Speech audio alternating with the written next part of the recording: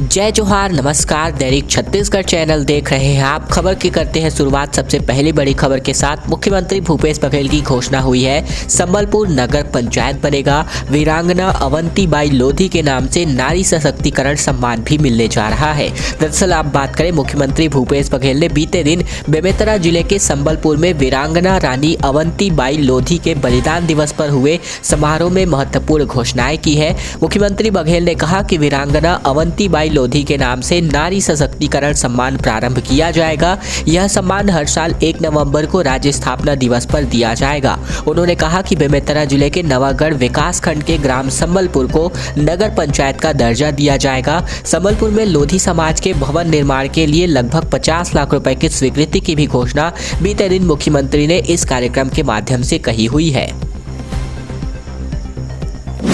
छत्तीसगढ़ के जंगलों में 10,000 से भी अधिक जगहों पर लग चुकी है आग। वन कर्मियों की हड़ताल चल रही है, वहीं दूसरी तरफ लगातार वन जल रहे हैं, झुलस रहे हैं जानवर। जबकि वन्य प्रेमी बोले सरकार ध्यान नहीं देगी तो परिणाम भयावह होते जाएंगे। दरअसल छत्तीसगढ़ के वन कर्मी 21 मार्च से लगातार अब तक हड़ताल पर है और इसके चलते जंगलों की सुरक्षा भगवान भरोसे हो गई है।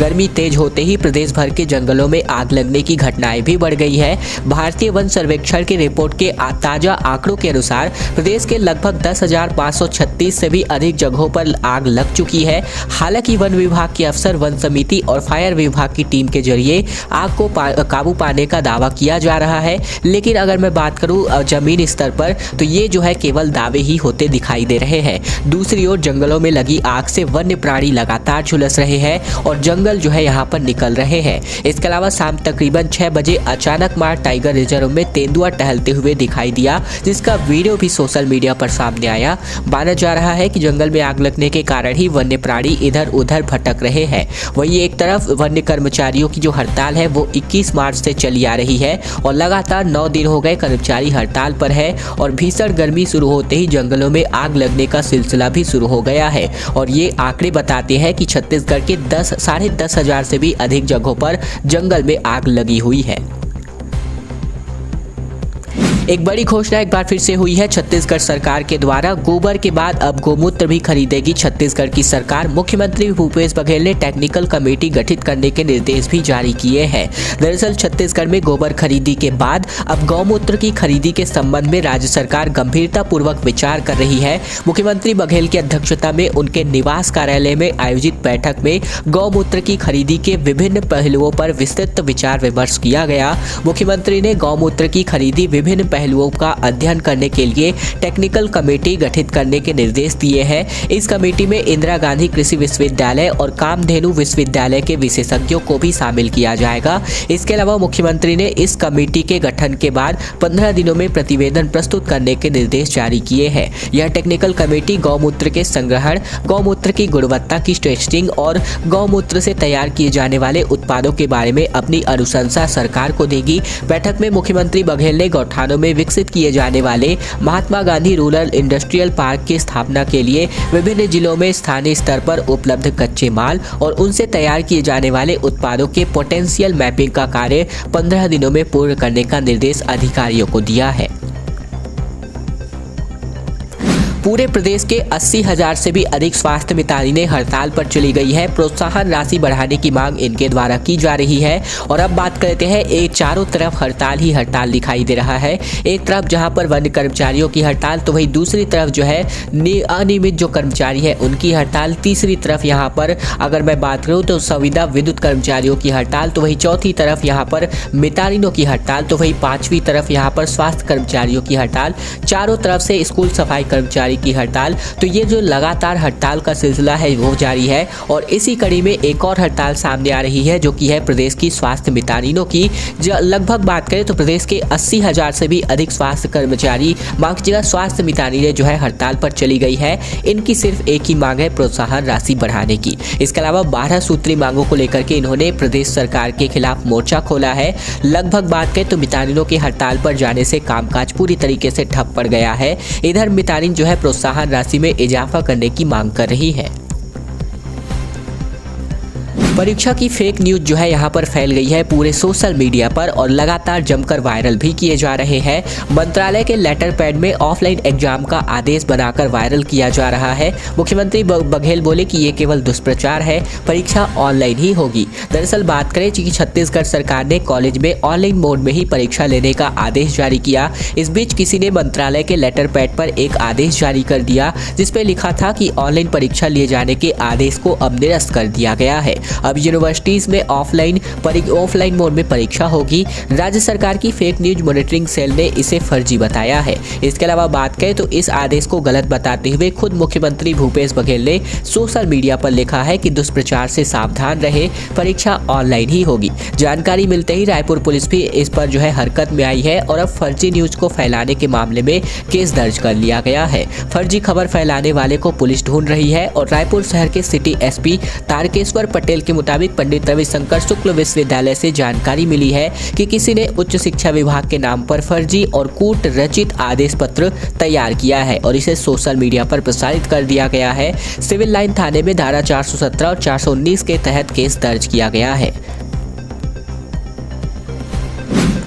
छत्तीसगढ़ में महंगाई को लेकर के आज के दिन जो है कांग्रेसी ताली और थाली बजाने जा रहे हैं। रायपुर पहुंचे प्रदेश प्रभारी पीएल पुनिया, बोले हर उपचुनाव में कांग्रेस जीती है, इस बार भी विजय कांग्रेस की ही होगी। दरअसल बात करें बीते दिन छत्तीसगढ़ प्रदेश के कांग्रेस के प्रभारी पीएल पुनिया रायपुर पहुंचे। उन्होंने पार्टी के प्रदेश कार्यालय में पदाधिकारियों की एक बैठक भी ली। इसके बाद उन्होंने खैरागढ़ जीत को लेकर एक महत्वपूर्ण दावा भी किया।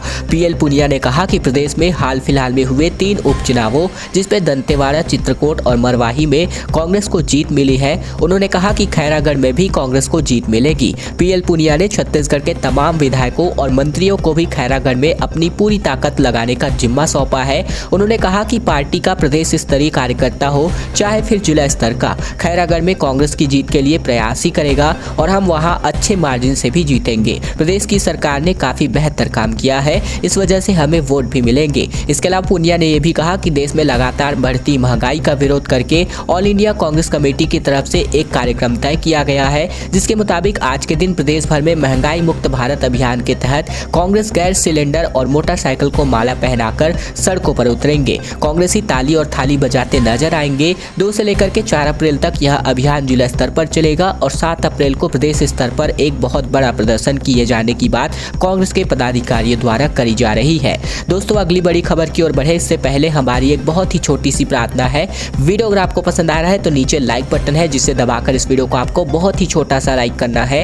नीचे लाल कलर का सब्सक्राइब बटन भी दिया है जिसे दबाकर इस चैनल को आपको सब्सक्राइब करना है। सब्सक्राइब करने के बाद घंटी को दबाकर ऑल नोटिफिकेशन को भी आपको इनेबल करना है। इससे आपको फायदा ये होगा कि हम जो भी प्रतिदिन महत्वपूर्ण खबरें लाते हैं छत्तीसगढ़ के समाचार, वो बिना किसी रुकावट रोजाना हम आप तक पहुंचा सकेंगे। तो ये चैनल को सब्सक्राइब करने का बहुत ही छोटा सा काम आप लोगों को जरूर से कर लेना है।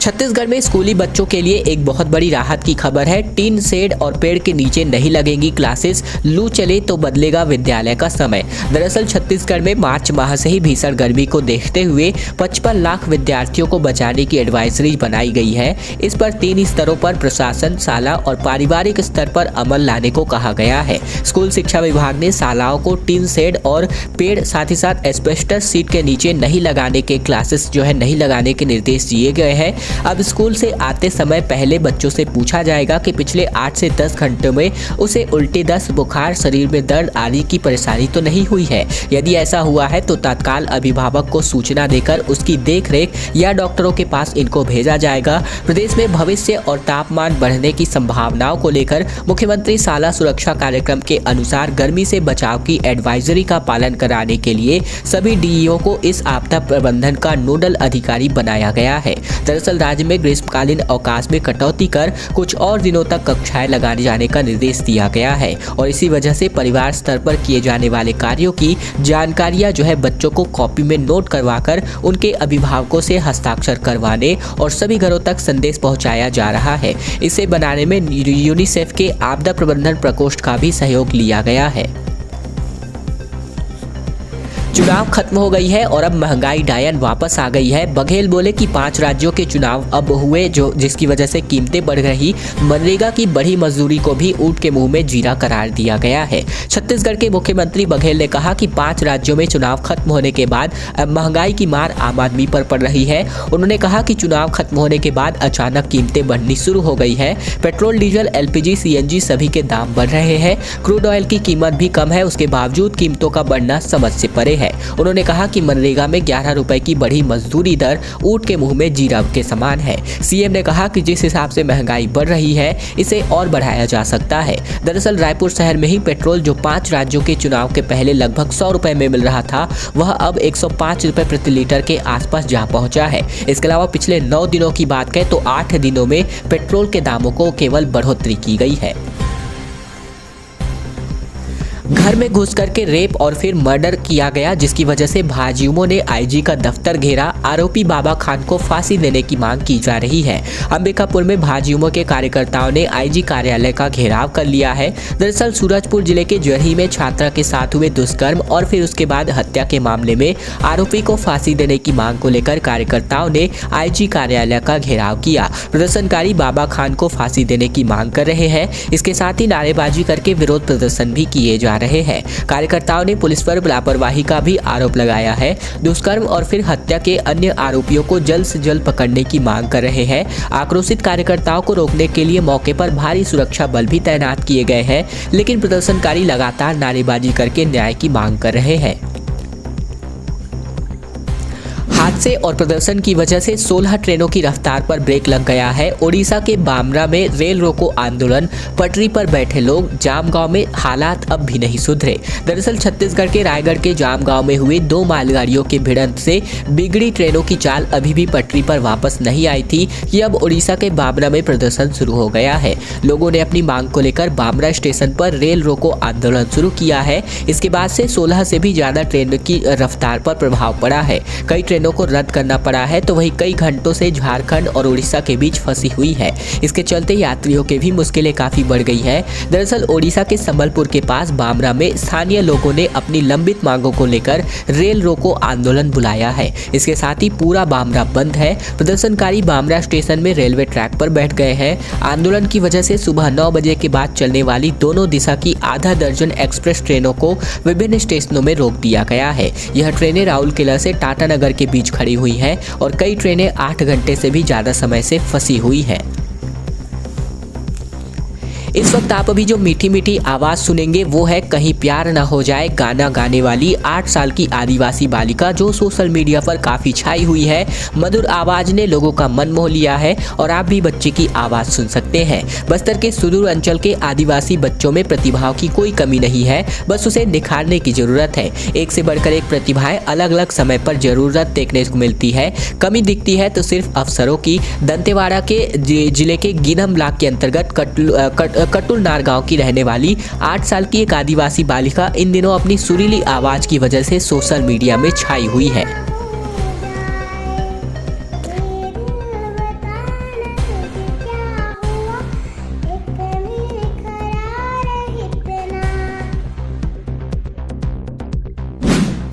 नवरात्रि पर डोंगरगढ़ में रुकेंगी 14 एक्सप्रेस गाड़ियां। 2 से लेकर के 10 अप्रैल तक ट्रेनों का अस्थायी स्टॉपेज तय किया गया है।